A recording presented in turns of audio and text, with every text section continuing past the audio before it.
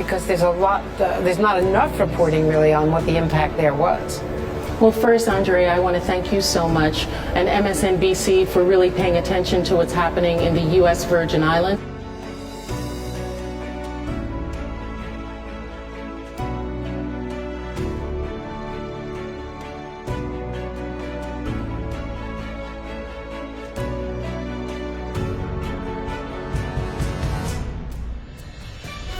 Of St. Thomas and St. John have really taken a major hit and have quite a bit of devastation.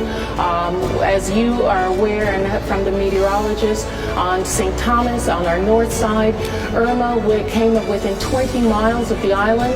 The island experienced plus 150-mile winds, even though FEMA, I was at their headquarters yesterday, they have moved, or they're about to move individuals out of Harvey and bring them down to the Virgin Islands and to San Juan to work on that. And Speaker Ryan was passing through the halls just a few moments ago and informed me that the Senate has added on an additional $7.5 billion to that package when it comes back to the House.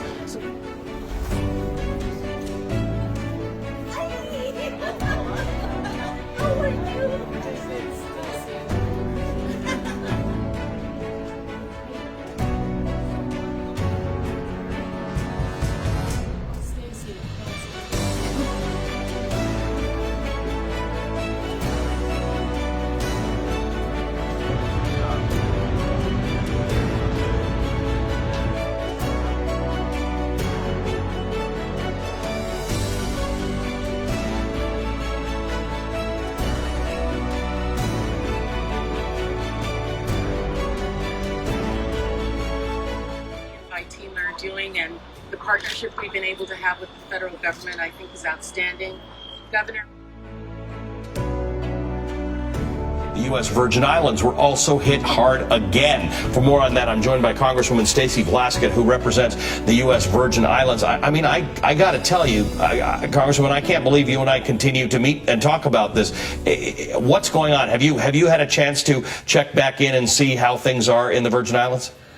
Was just texting with the general of our National Guard. You know, as you know, Stephanie was down on the island of St. Thomas and St. John last week, which were hit by Irma. And now we're having to deal with Maria that hit the island of St. Croix.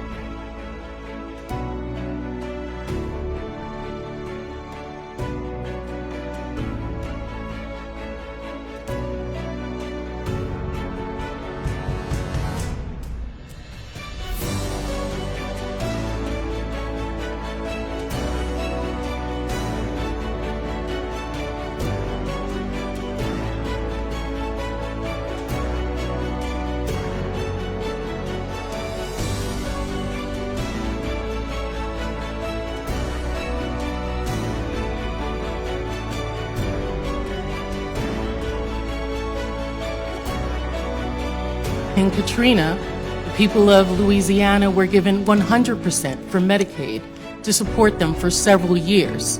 The Virgin Islands and Puerto Rico have matches in Medicaid funding that only matches the richest states in this country. It is set as an arbitrary 45% that we have to pay, while the closest in demographic to us, in terms of our economy, only has to pay less than 20% for Medicaid. This has left our infrastructure vulnerable. For many years, we have attempted to change our FMAP, the amount of money that we receive. Additionally, our hospitals have been petitioning CMS to be able to change the rebasing for which they are reimbursed for Medicaid. Since the 1980s, they have been requesting this. This has left our infrastructure vulnerable. Our schools as well. The Department of Interior has not received the funding that they have requested from this body to maintain our infrastructure within our schools. We have lost 9 schools in this hurricane, much of it due for weakening infrastructure.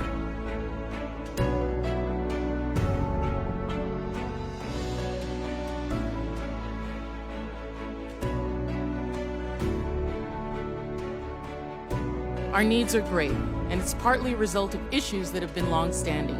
Our hospitals have been chronically underfunded for decades. Our Medicaid is a block granted at an amount that has no relationship to the local needs. So Congress shares some responsibility for the level of devastation due to chronic neglect, a benign neglect of the territories. That includes this committee as well.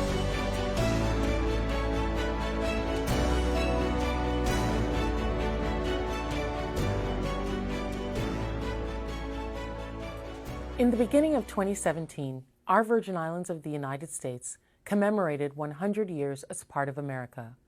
We remembered the sacrifices of our African ancestors and with pride told the many stories of their remarkable resilience and all Virgin Islanders' contribution to our great country and our islands.